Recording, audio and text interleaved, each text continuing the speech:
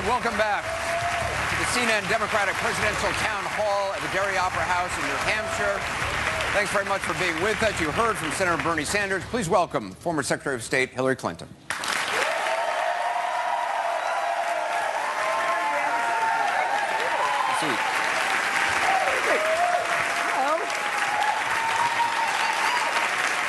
Welcome. Thank you very much.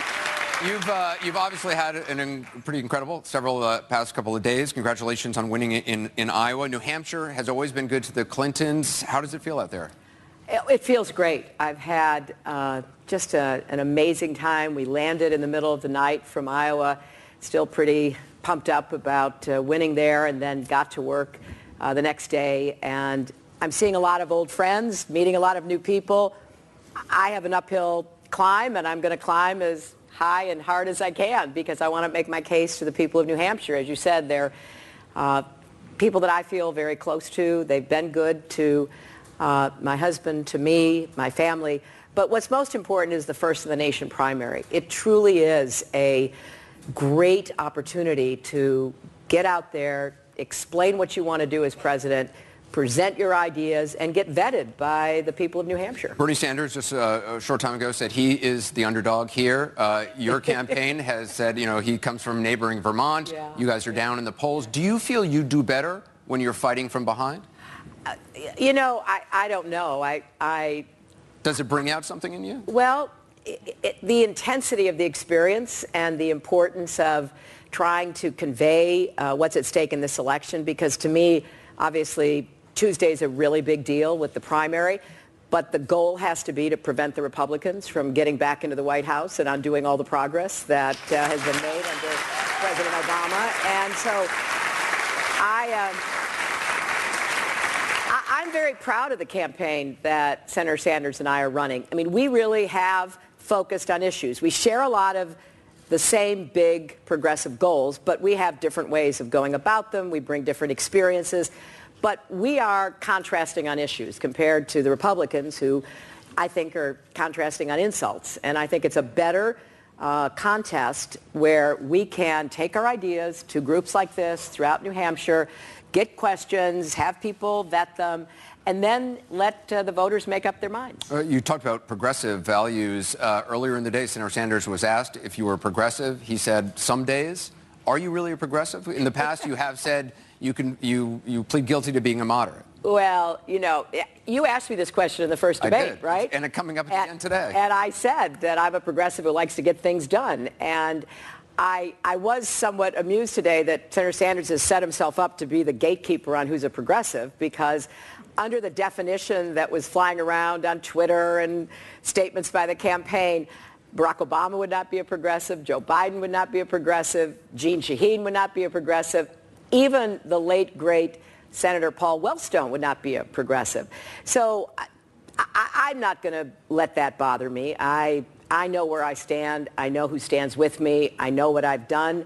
But I don't think it helps for the senator to be making those kinds of comparisons, because clearly we all share a lot of the same hopes and aspirations for our country that we want to see achieved.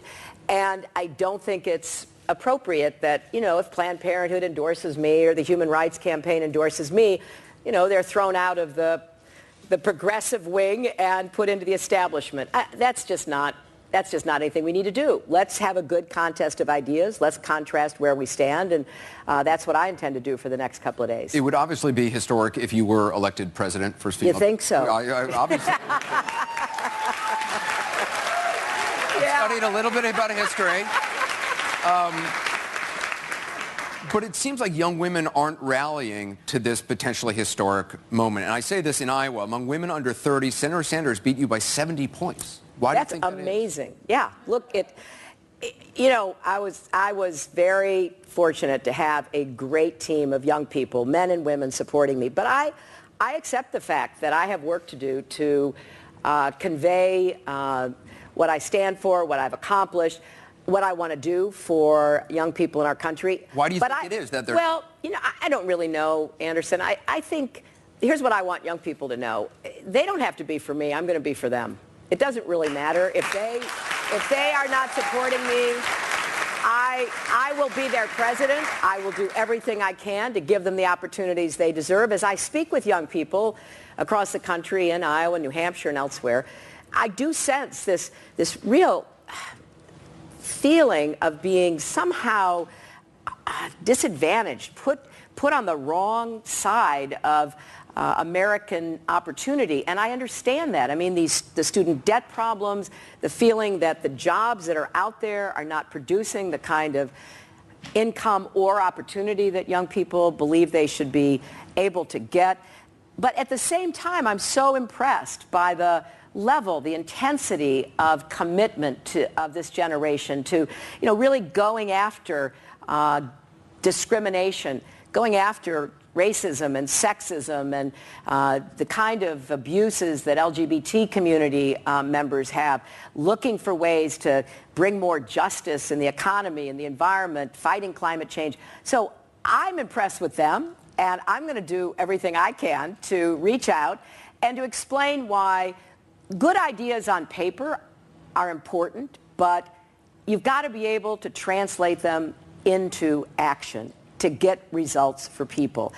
I have a lot of experience doing that. I think I can deliver positive change for young people in our country, and I hope to have the chance to win their support. What's wrong with a revolution? Well, that's for Senator Sanders to explain, because that certainly is the core of his message to young people. I have a different take on it. I think the progress that we have made, and particularly the Democratic Party has made, has been hard fought for, hard won, and must be defended. So I want to defend the Affordable Care Act. It is one of the great accomplishments, not only of this president, but of the Democratic Party going back to Harry Truman. The Republicans are,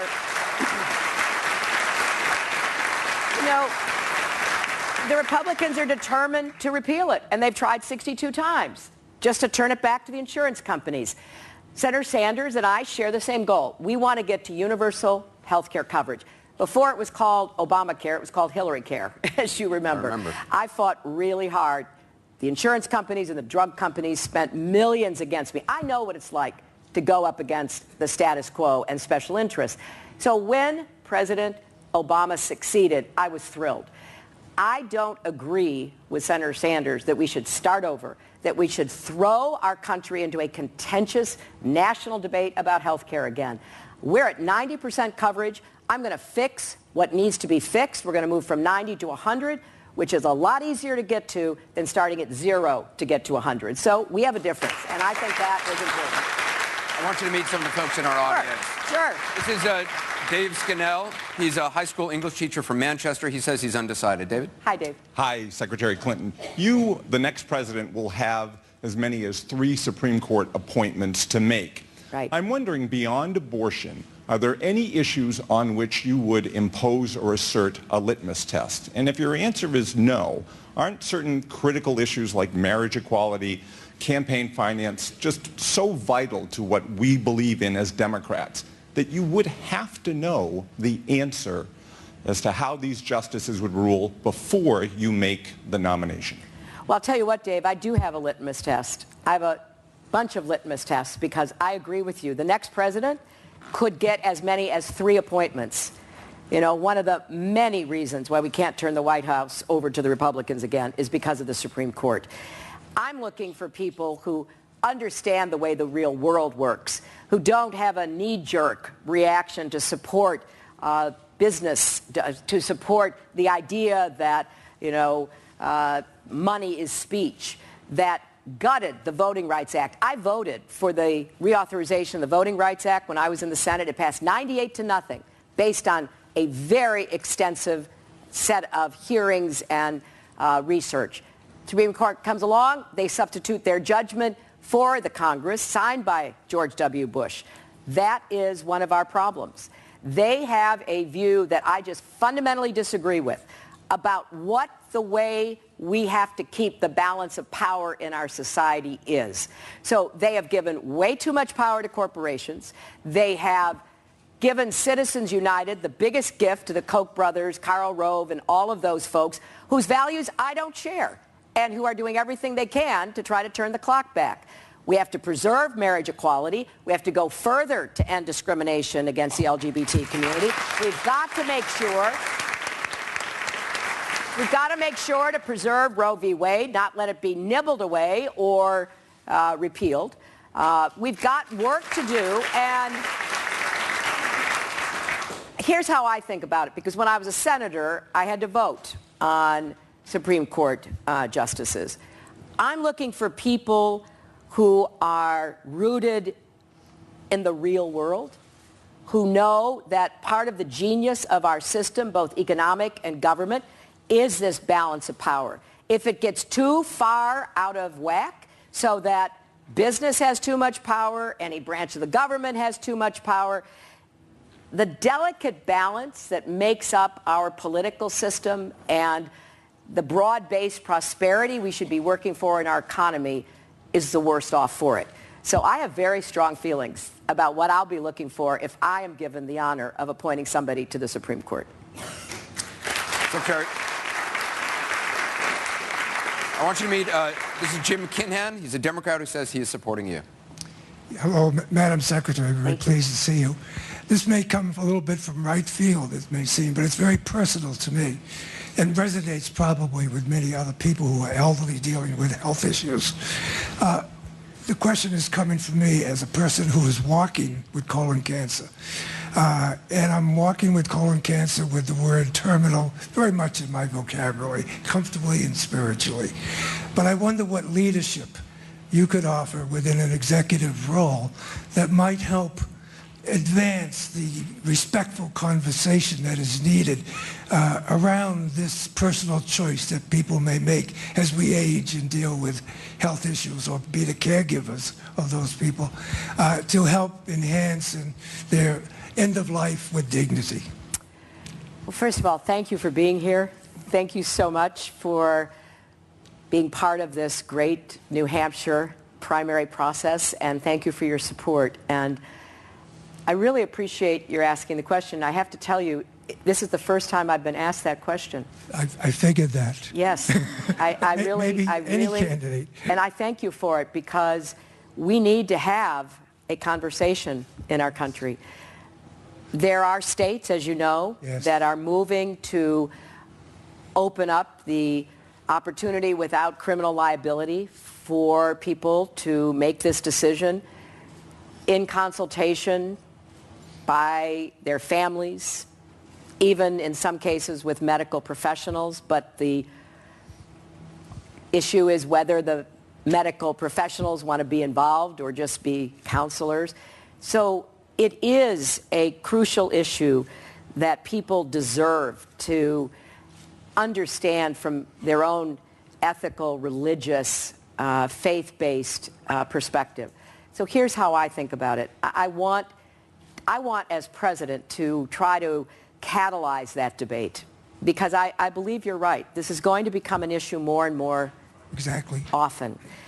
We are, on the good side, having many people live longer, but often then with very serious illnesses that they can be sustained on, but at some point don't want to continue with the challenges that poses. So I don't have any easy or glib answer for you. I think I would want to really immerse myself in the ethical writings, the health writings, the scientific writings, the religious writings.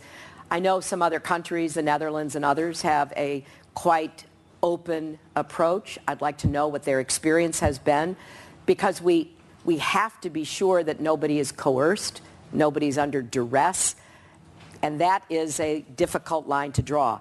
So I thank you. I thank you so much for raising this really important, absolutely critical question that we're all going to have to do some thinking about. Thank you. Thank you. This is Michael Thiel. Michael is a married father of one. He says he's undecided. He's leaning towards Senator Sanders. Michael? Hi, Michael. Hi, Secretary Clinton. As Senator and as Secretary of State, you have a history of interventionist foreign policy that is troubling to many Democratic voters, including myself. As a voter who is opposed to the United States being the world's policeman, can you assure me that as President you would not expand our military involvement abroad? No, I can't, Michael. I mean, I I'd like to be able to say I could, but here's what I can say. I have learned and have been, really in the crucible of making a lot of hard decisions over the last years. And military force must always be a last resort, not a first choice. That is one of the biggest differences between me and the Republicans. I worked very hard as Secretary of State to do what I could diplomatically to avoid conflict. That's why I worked to get the coalition together to impose sanctions on Iran so that we could get them to the negotiating table in order to test whether we could get an agreement to put a nuclear weapons agreement in place. I did that in large measure motivated by my deep concern that the absence of effective diplomacy might very well have sparked an arms race among some very unstable nations in the region and maybe even led to conflict. I will do everything I possibly can to avoid sending American troops abroad, getting us involved in military conflicts. But I can't in good conscience stand here and tell you that there would never be any circumstances in the time that I served as president where it very well might be in America's best vital national security interests. So I want to be honest with you. I will do what I can. I will stand against adventurism, ill-thought-out missions. I will not send American combat troops to Iraq or Syria. That is off the table. That would be a terrible mistake. We will continue to use special forces, and we have to because of the kinds of threats we face. The network of terrorist organizations, not just ISIS, but others who are part of this unfortunate network that stretches from North Africa to South Asia, pose serious threats to friends, allies, and partners, as well as to ourselves. And we've got to keep our country safe, and we have to work with the rest of the world to try to defeat ISIS, to end that terrorist threat.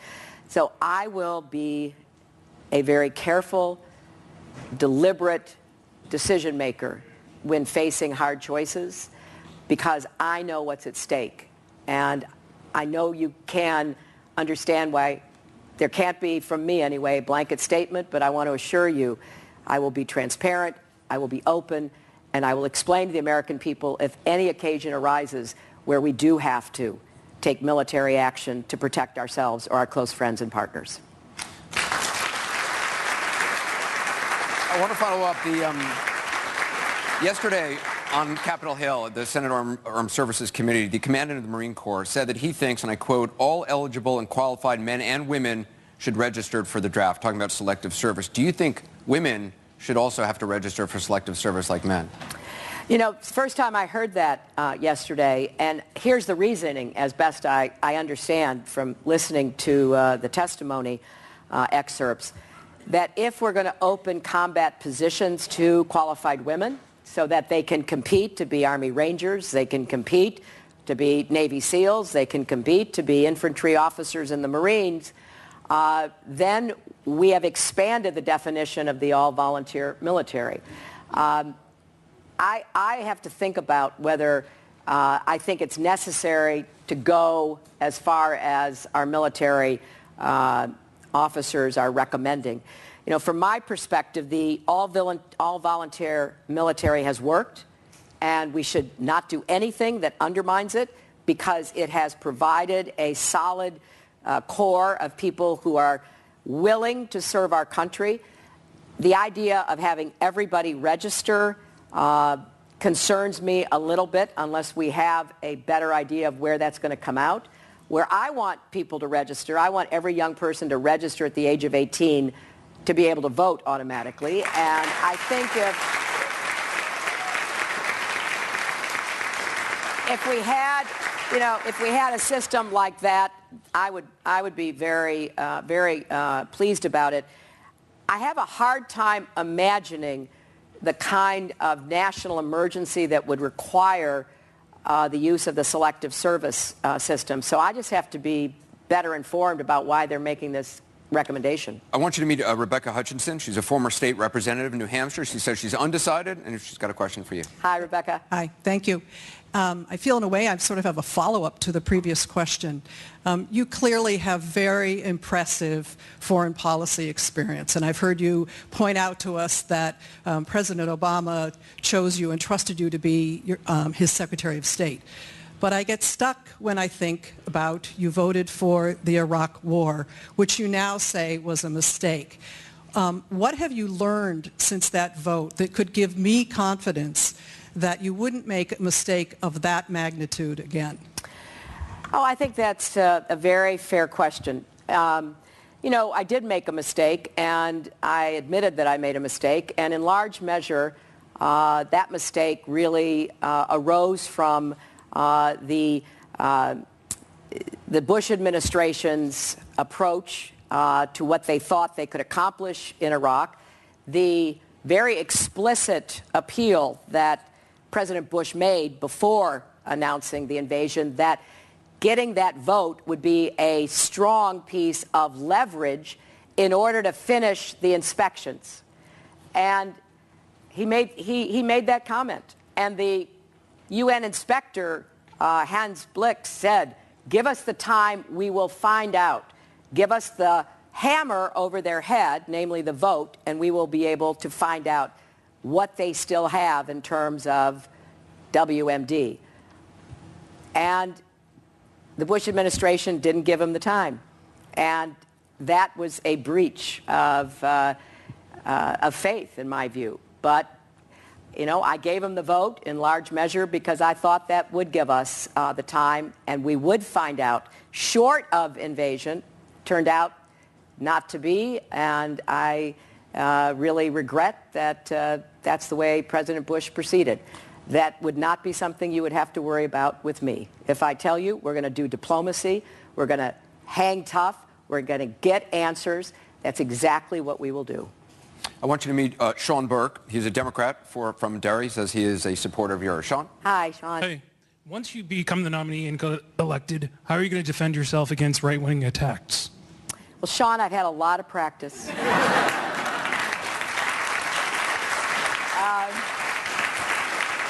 You know, I could laugh up here, but it's not easy. It is a brutal experience. And when it first started happening to me back in the early 90s when I was working on health care, and, you know, I was just unrecognizable to myself what talk radio was saying, what Republican, you know, members of Congress and their allies were saying. I was just stunned. I could not understand how they got away with it. And I have had to learn to take criticism seriously, but not personally. And by that I mean this. The very fair question from Rebecca. People ask you questions or criticize you. Think about it seriously. There are lessons to be learned, often from people who don't agree with you. But don't take it personally so that it just paralyzes you, literally stops you in your tracks. And so now that I've been through this for so many years, Sean, my understanding of the political tactics that the other side uses is pretty well versed. They play to keep. They play to destroy. They are constantly doing whatever they can to win. And they have a history now going back, you know, 35, 36 years of going after people who they believe they can't otherwise stop unless they engage in negative attack. So right now, for example, a couple of hedge fund billionaires have started a super PAC to run ads against me. Karl Rove has, you know, solicited money from Wall Street to run ads against me.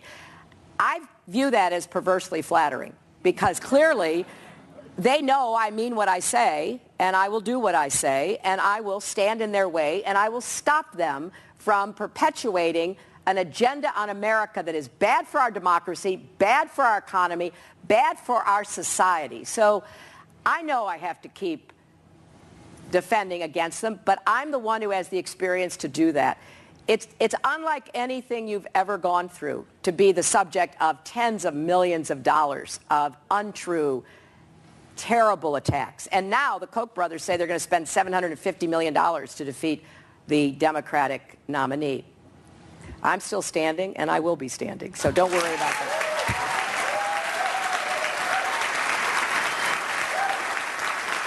Let me just quickly follow up. You mentioned attacks on the early 90s. Right. Do you still believe there's a vast right-wing conspiracy? Don't you? I'm asking you. Yeah. It's gotten even better funded. They brought in some new multi-billionaires to pump the money in. And look, these guys play for keeps. They want to control our country. Senator Sanders and I agree on that completely. They want to rig the economy so they continue to get richer and richer. They could care less about income inequality. They solve their consciences by giving big money to philanthropy and, getting great pictures of them standing in front of whatever charity they donated to. But make no mistake, they want to destroy unions. They want to go after any economic interests that they don't believe they can control. They want to destroy our balance of power. They want to go after our political system and fill it with people who will do their bidding. I said today in Dover, I don't think all of the Republican candidates are so ill-informed about climate change that they say they don't know because they're not scientists. They're just doing the bidding of the Koch brothers. They're told, don't you dare say climate change is real, because we're in the fossil fuel business. So this is exactly what they are up to. And yes, it is probably, look, at this point, it's probably not correct to say it's a conspiracy because it's out in the open. There is no doubt about what they're doing and who the players are and what they're trying to achieve. And, they're shopping among the Republican candidates to figure out who among them will most likely do their bidding. So just know what we're up against because it's real and we're going to beat it. But it's going to take everybody working together.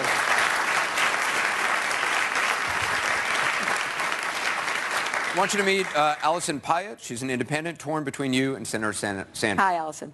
I'm sensing a theme here. First, thank you so much for all of that you've done for our country and for women. Thank you.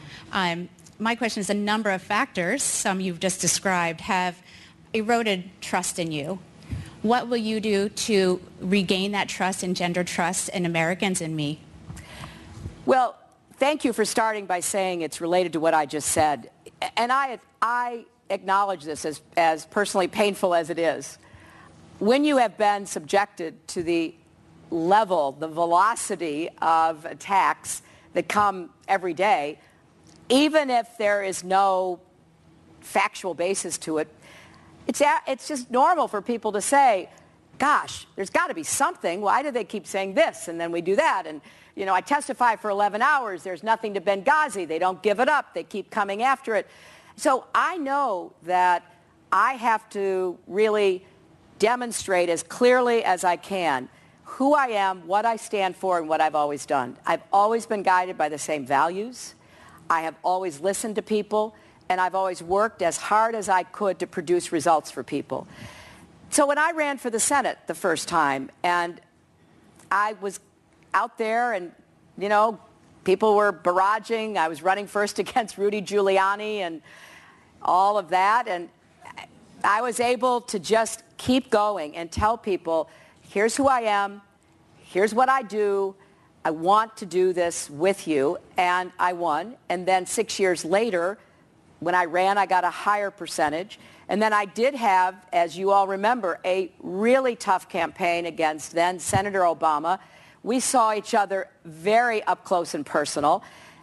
And he wins and turns and asks me to be his Secretary of State because he trusts me. He trusts my judgment. He trusts my experience. So all I can do is to just get up every day and work to do what I believe our country needs, find ways to help people, whether it's on mental health or addiction or autism or student loans, whatever it might be.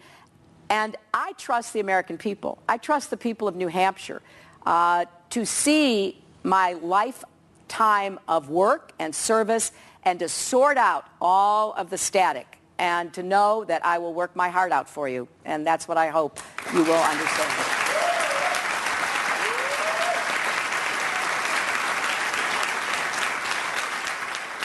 I want to welcome Rabbi Jonathan Spiro-Savet. He's an independent. He says he's undecided about his vote. Rabbi? Hello, Rabbi. Hello.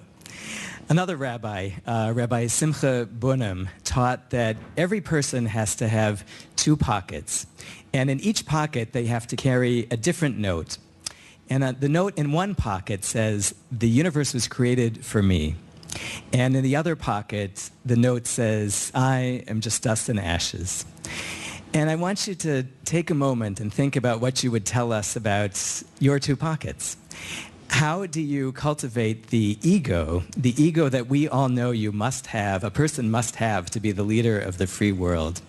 And also the humility to recognize that we know that you can't be expected to be wise about all the things that the president has to be responsible for. Another absolutely wonderful question. Thank you, Rabbi. I think about this a lot.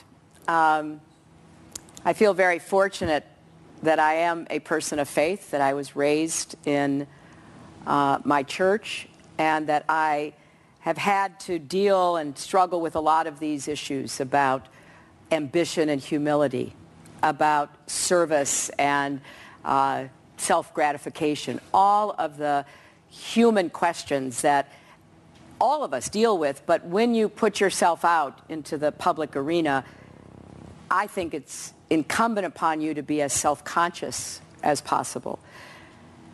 This is hard for me.